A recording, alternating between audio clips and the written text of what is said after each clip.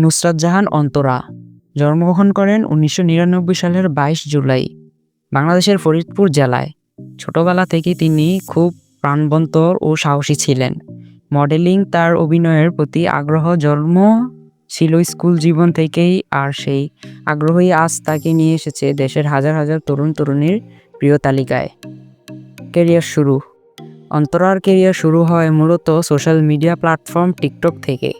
তার expression, style এবং ক্যামেরাম্যানের সামনে আত্মবিশ্বাসের মানুষ আকর্ষণ করে। অল্প সময়ের মধ্যেই তিনি লক্ষাধিক ফলোয়ার অর্জন করেন। এরপর তিনি ইউটিউব ও ইনস্টাগ্রামে আরও জনপ্রিয় হয়ে ওঠেন।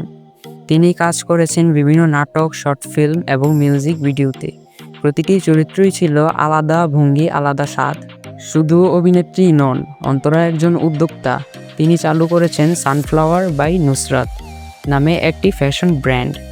এখানে তিনি প্রমাণ করেছেন নারীর সাফল্য শুধু রূপে নয়, দক্ষতায়। তার সবচেয়ে বড় শক্তি হচ্ছে তার ভক্তরা। অন্তরার নিয়মিত তাদের সঙ্গে যোগাযোগ রাখেন ইউটিউব, ব্লগ আর ইনস্টাগ্রাম স্টোরির মাধ্যমে। তার সহজ সরল ব্যবহার, হাসি মাখা মুখ আর পজিটিভ দৃষ্টিভঙ্গি তরুণ প্রজন্মের কাছে অনুপ্রেরণা হয়ে দাঁড়িয়েছে।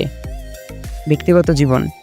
অন্তরা তার ব্যক্তিগত জীবনকে অনেকটাই ব্যক্তিগত রাখেন। পরিবারের ব্যাপারে খুব বেশি কিছু শেয়ার করেন না, তবে তার পোস্ট আর ভিডিওগুলো থেকে বোঝা যায় তিনি একজন ফ্যামিলি ওরিয়েন্টেড, ইতিবাচক এবং আত্মবিশ্বাসী মানুষ।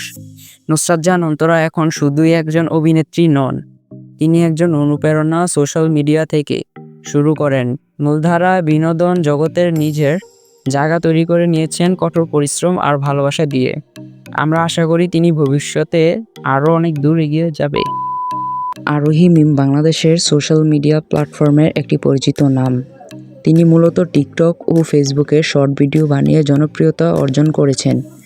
তার কনফিডেন্স, পার্সোনালিটি ও স্টাইলিশ লুক তরুণদের কাছে দারুণ জনপ্রিয়। তিনি ২০০৪ সালে জন্মগ্রহণ করেন। তিনি শুধুমাত্র কন্টেন্ট ক্রিয়েটরই নন, কিছু মিউজিক ভিডিও এবং মডেলিং প্রজেক্টও কাজ করেছেন। তার ক্যারিয়ার ক্যামেরার সামনে আত্মবিশ্বাস অনেক দর্শককে নজর কেড়েছেন। মিম পড়াশোনা চালিয়ে যাচ্ছেন, পাশাপাশি মিডিয়াতে কাজ করছেন। তার ফ্যাশন ফলোয়ার সংখ্যা প্রতিদিন বাড়ছেন, বিশেষ করে ফেসবুক এবং ইনস্টাগ্রামে। অনেকেই তাকে ভবিষ্যতের একজন অভিনেত্রী হিসেবে দেখছেন। মিম নিজেও একটি সাক্ষাৎকারে বলেছেন তিনি অভিনয় শেখার চেষ্টা করছেন এবং ভালো কোনো চরিত্র পেলে বড় পর্দায় কাজ করতে চান।